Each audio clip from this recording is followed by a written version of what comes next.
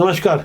छत्तीसगढ़ के नारायणपुर जिले के आबूझमाड़ के बोटेर गांव से एक अच्छी खबर आई है, जहां हमारे सुरक्षा बलों ने 27 नक्सलियों को मार गिराया। सभी की लाशें बरामद हो गई, लेकिन इसमें बसवा राजू का मारा जाना एक बहुत बड़ी खबर बनी। दरअसल 1.5 करोड़ का यह इंजीनियरिंग पास नक्सली किस तरह से नासूर बना हुआ था, जिसके पूरे कैडर को राजनीतिक संरक्षण मिलता था।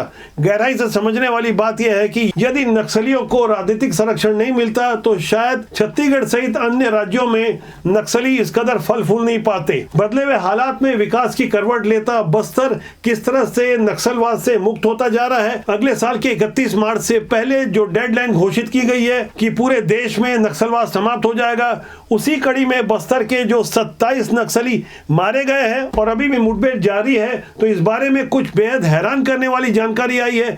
आप कुछ एक्सक्लूसिव तस्वीरें देख सकते हैं। नक्सलियों से जारी मुठभेड़ में डिस्ट्रिक्ट रिजर्व गार्ड का एक जवान बलिदान हो गया है। मुठभेड़ का यह इलाका दंतेवाड़ा, नारायणपुर और बीजापुर के सरहद का बताया जा रहा है। पुलिस को सूचना मिली थी कि नारायणपुर के बोटेर में बसवा राजू मौजूद है, जो कि पोलित ब्यूरो का सदस्य होने के साथ साथ नक्सल संगठन का महासचिव भी था। महासचिव की पोस्ट क्या होती है और बसवा राजू की क्या अहमियत थी, इसे इस बात से समझा जा सकता है कि बसवा राजू वारंगल यूनिवर्सिटी से इंजीनियरिंग पास था।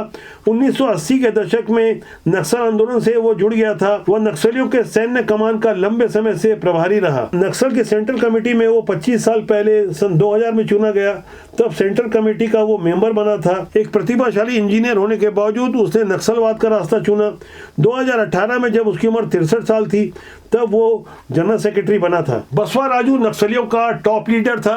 छत्तीसगढ़ के अलावा तेलंगाना, आंध्र प्रदेश, महाराष्ट्र, ओडिशा और झारखंड में भी संगठन यही चलाता था। हिड़मा के बाद बसवा राजू की अहमियत सबसे ज्यादा थी। अलग अलग राज्यों में इसे अलग अलग नामों से जाना जाता था। वैसे इसका पूरा नाम नंबाला केशव राव उर्फ गणन्ना उर्फ बसवा राजू बताया गया, जिसकी सही उम्र का सिर्फ आकलन ही लगाया जा सकता है। बताया जाता है कि इसकी उम्र 60 से 70 साल थी। मूलतः वह आंध्र प्रदेश का रहने वाला था। बसवा राजू के साथ 27 नक्सली मारे गए हैं। हो सकता है संख्या भी आगे भी बढ़े। हमारे जवानों की इस कामयाबी पर गृह मंत्री और छत्तीसगढ़ के उप मुख्यमंत्री विजय शर्मा का एक बयान सामने आया है। तो इंद्रावती इसमें सेंचुरी और इसके ओरछा के मध्य का क्षेत्र है।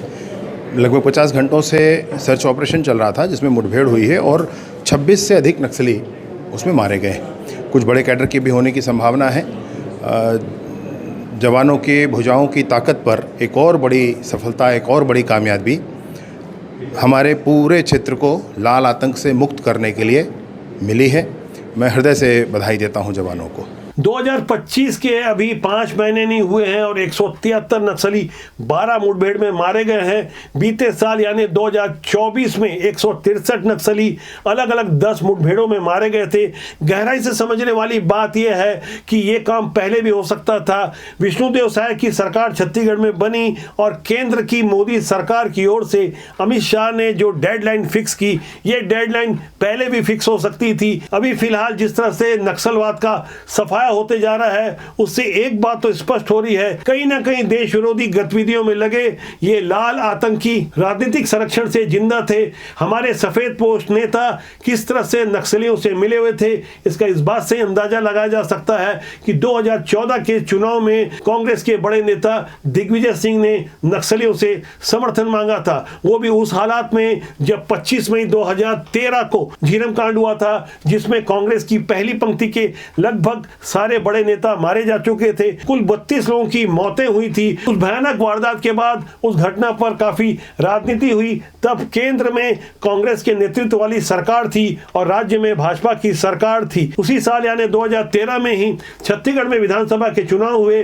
तब कांग्रेस की ओर से खासकर भूपेश बघेल ये कहते रहे कि झीरम कांड के साजिशकर्ताओं के बारे में हमारे पास जानकारी है, हमारी सरकार बनेगी तो हम उन्हें एक्सपोज करेंगे। 5 साल भूपेश भूपेश बघेल को भी मौका मिला।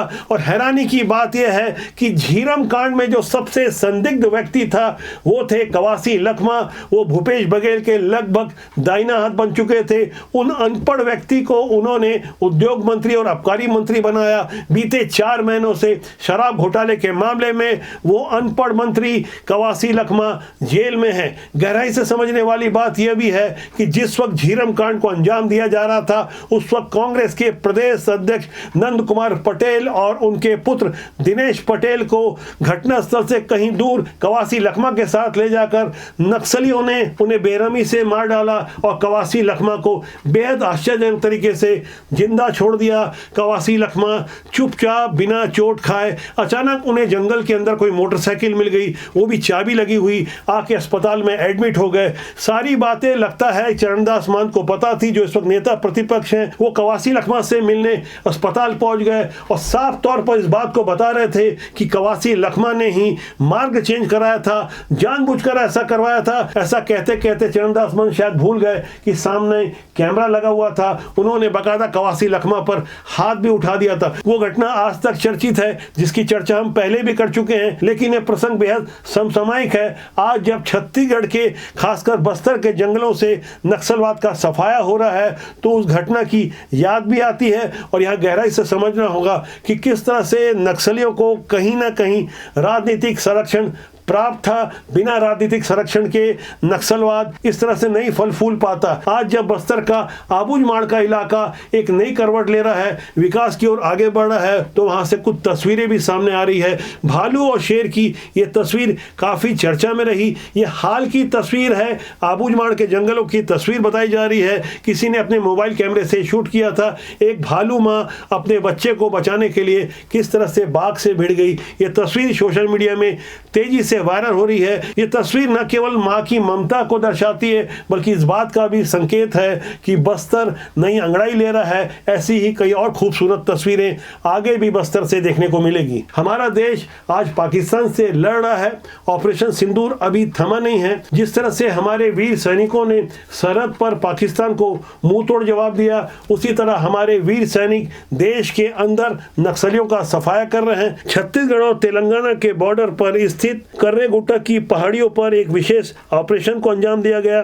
7 दिन पहले ही छत्तीसगढ़ और तेलंगाना के बॉर्डर पर स्थित कर्रेगुट्टा के पहाड़ों पर सुरक्षा बलों ने 24 दिनों तक विशेष ऑपरेशन चलाकर 31 नक्सलियों को मार गिराया, जिसमें 16 महिला और 15 पुरुष नक्सली शामिल थे। उस सफल ऑपरेशन के बाद जिस तरह से आबूझमाड़ के बोटेर से 27 नक्सलियों के शव बरामद किए गए हैं, तो इस एक और सफल ऑपरेशन के बाद यह अनुमान लगाया जा रहा है कि 31 मार्च 2026 से कहीं पहले नक्सलवाद का सफाया हो सकता है। कुछ शांति दल बनाए गए हैं, कुछ ऐसे देश विरोधी लोग इसमें शामिल हैं जिनके स्पष्ट नाम सामने नहीं आ रहे हैं, लेकिन जिस तरह से कांग्रेस का खुला समर्थन मिल रहा है, तेलंगाना में कांग्रेस की सरकार है और ये शांति वार्ता का दल तेलंगाना की सरकार से बात करता है। छत्तीसगढ़ की सरकार से बार बार निवेदन किया जा रहा है, 5-5 बार पत्र लिखकर शांति की पहल की गई, लेकिन छत्तीसगढ़ की विष्णुदेव साय सरकार ने अपने इरादे साफ कर दिए हैं कि पहले आप हथियार रखो, उसके बाद वार्ता होगी। गहराई से समझने वाली बात यह है कि बसवा राजू के ऊपर अभी हिड़मा जिंदा है। हिड़मा बीते 40 सालों से नक्सलवाद का पर्याय बना हुआ है। हिड़मा ऐसा इकलौता जिंदा नक्सली है जिसे संगठन के टॉप 2 टीम यानी सेंट्रल कमेटी में जगह मिली है, वो भी ऐसे माहौल में जब नक्सल संगठन में अंदरूनी कलह चल रही है। नक्सलियों को सिर्फ ढाल के रूप में इस्तेमाल करने की बातें उठ रही है। DVCM यानी डिविजनल कमेटी मेंबर के पद से कैडर में देवा बारसे को शामिल कर उसे कमांडर बनाया गया है। मारा गया नक्सली कमांडर बसवा राजू महासचिव था। दरअसल महासचिव संगठन का सबसे बड़ा पद होता है, संगठन के सारे बड़े निर्णय यही लेता है। इसके बाद पोलित ब्यूरो का नंबर आता है। ये नक्सल संगठन की सबसे बड़ी विंग है जिसमें 5 से 7 नक्सली होते हैं। इसके बाद नंबर आता है सेंट्रल कमेटी का, जो पोलित ब्यूरो के बाद सेंट्रल कमेटी होती है। इसमें हर राज्य के नक्सलियों को शामिल किया जाता है। ये नक्सल नक्सल संगठन का निर्णय लेते हैं। इसके बाद रीजनल कमेटी, ये राज्य की कमेटी होती है। इसके बाद जोनल कमेटी, ये राज्य की किसी एरिया की कमेटी होती है, एरिया के हिसाब से जोनल कमेटी बनाई जाती है। इसके बाद सबसे निचली कड़ी होती है एरिया कमेटी, जो कि जोनल कमेटी के अंदर होती है। बदले हुए हालात में, बदले हुए राजनीतिक परिदृश्य में कांग्रेस का जिस तरह से वामपंथीकरण होता गया, तो नक्सलियों का झुकाव भी कांग्रेस की तरफ देखा गया और समय के साथ भारतीय जनता पार्टी का राष्ट्रवाद और ज्यादा प्रखर होता गया। यही कारण था कि 31 मार्च 2026 की डेडलाइन भारतीय जनता पार्टी की राज्य और केंद्र की सरकार की ओर से तय की गई है, जब नक्सलवाद का सफाया होगा।